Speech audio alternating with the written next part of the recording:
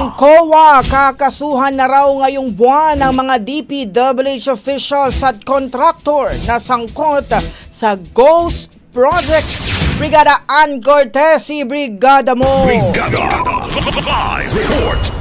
Tiniyak ng Commission on Audit sa mga senador at maging sa publiko na ginagawa na nga nila ng aksyon ang mga napabalitang ghost flood control projects sa Pilipinas. Sa katunayan, ayon kay COA Acting Assistant Director, Cluster for Defense and Security, National Government Audit Sector, Tracy Sunico, tinatapos na nila ngayon ang kanilang findings para dito.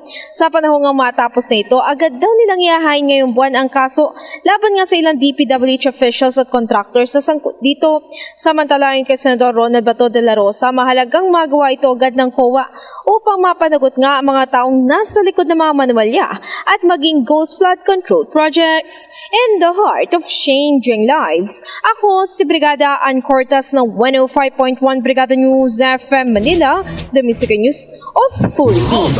Ang bahaging ito ay hatid sa atin ng Yummy-Vit ES3 Syrup. Simulang tuparin ang pangarap ng iyong anak. And starting now,